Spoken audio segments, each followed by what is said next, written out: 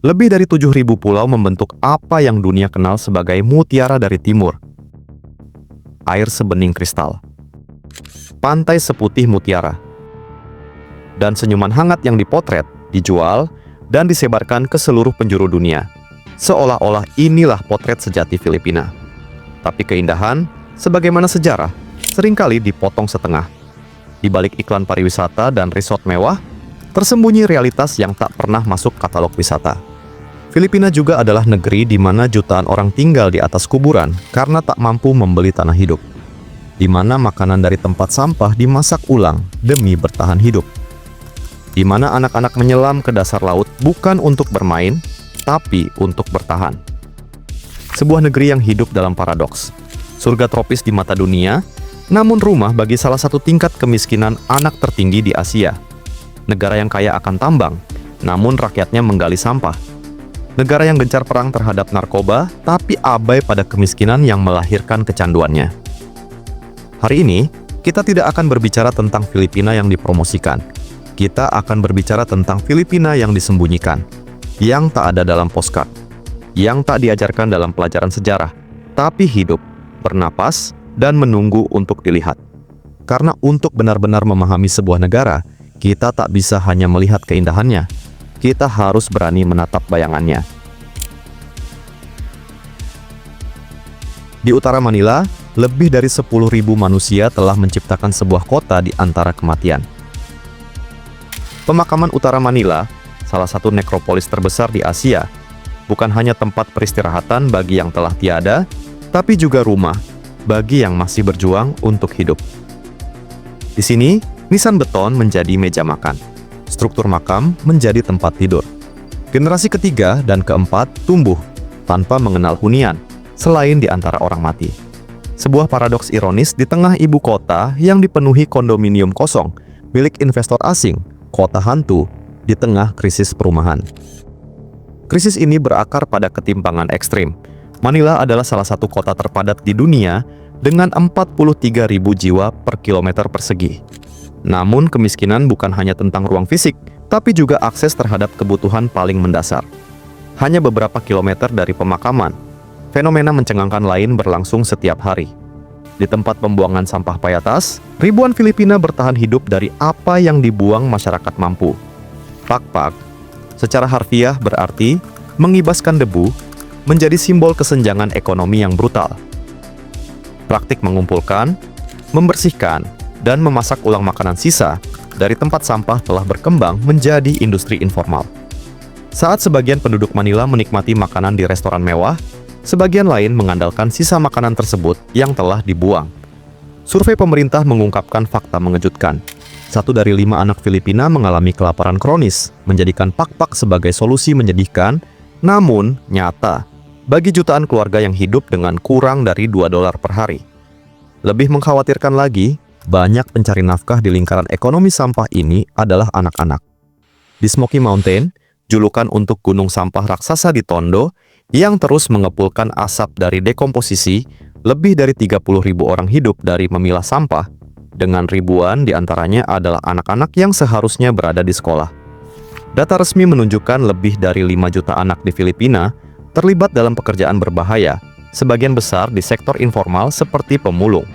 Paparan berkepanjangan terhadap zat beracun, limbah medis, dan logam berat menyebabkan berbagai penyakit kronis, dari gangguan pernapasan hingga keracunan timbal yang mempengaruhi perkembangan kognitif mereka.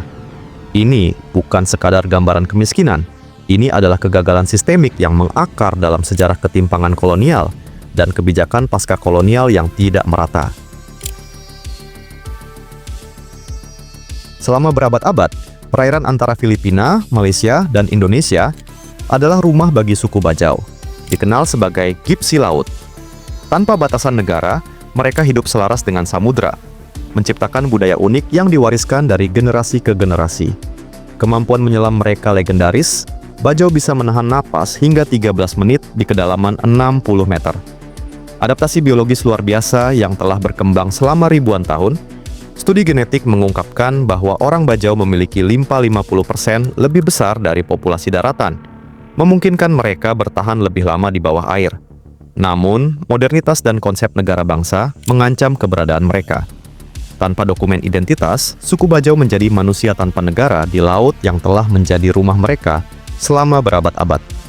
Di Filipina, meski secara etnisitas mereka penduduk asli, sebagian besar tidak memiliki akta kelahiran atau kartu identitas, menghalangi akses mereka ke pendidikan, layanan kesehatan, dan perlindungan hukum. Sebuah penelitian mengungkap fakta miris. Hanya 3% anak-anak Bajau mendapatkan pendidikan formal, menjadikan mereka salah satu komunitas dengan tingkat literasi terendah di Filipina. Tekanan untuk menetap di daratan dan berasimilasi terus meningkat, sementara perairan tradisional mereka terdegradasi oleh penangkapan ikan komersial dan perubahan iklim. Perjuangan serupa dihadapi masyarakat adat di daratan. Di Mindanao, komunitas Lumat telah lama berhadapan dengan korporasi multinasional dan proyek pembangunan yang mengambil alih tanah leluhur mereka.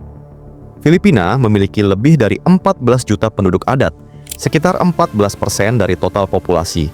Namun, alih-alih mendapat perlindungan, mereka sering dituduh sebagai penghalang pembangunan, atau lebih buruk lagi, distigma sebagai simpatisan pemberontak. Menurut Global Witness, Filipina konsisten menjadi salah satu negara paling berbahaya di dunia bagi aktivis lingkungan dan pembela hak tanah, dengan puluhan pembunuhan setiap tahun. Sejak 2017, lebih dari 200 sekolah adat yang mengajarkan pengetahuan tradisional dan ekologi telah dipaksa tutup atau dihancurkan, dituduh tanpa bukti sebagai pusat perekrutan pemberontak. Militarisasi wilayah adat telah menyebabkan pengungsian massal. Lebih dari setengah juta orang adat terpaksa meninggalkan tanah leluhur mereka dalam 2 dekade terakhir, menghancurkan bukan hanya rumah, tapi juga budaya dan identitas yang telah bertahan selama ribuan tahun. Filipina telah lama menjadi salah satu titik penting dalam persoalan perdagangan manusia di tingkat global. Di balik citra industri hiburan dan pariwisata yang gemerlap, terdapat kenyataan pahit tentang jaringan eksploitasi yang menyasar kelompok rentan, terutama perempuan dan anak-anak. Yang mengkhawatirkan, perkembangan teknologi turut memperparah situasi. Interpol mencatat lonjakan signifikan dalam kasus kejahatan seksual daring terhadap anak, meningkat hingga 260% selama masa pandemi COVID-19. Kemiskinan yang mendalam serta budaya yang tanpa sadar menormalisasi praktik eksploitasi telah menciptakan lingkaran permasalahan yang kompleks. Dalam situasi sulit, beberapa keluarga merasa tidak memiliki pilihan lain selain terlibat, tanpa menyadari dampak psikologis jangka panjang bagi anak-anak mereka. Walaupun secara hukum Filipina memiliki perangkat legislasi yang tegas untuk menangani perdagangan manusia, tantangan terbesar terletak pada pelaksanaannya. Keterbatasan sumber daya, praktik korupsi, serta dugaan keterlibatan oknum aparat dalam beberapa kasus membuat proses penegakan hukum menjadi tidak optimal. Dalam spektrum kekerasan yang lebih luas, kampanye pemberantasan narkoba yang diluncurkan sejak 2016 juga menuai sorotan. Data resmi menyebutkan lebih dari 6.000 orang kehilangan nyawa dalam operasi pemberantasan narkotika. Namun, sejumlah organisasi hak asasi manusia memperkirakan jumlah korban bisa jauh lebih tinggi, termasuk mereka yang menjadi sasaran kelompok tak dikenal. Lingkaran kekerasan ini tidak berdiri sendiri.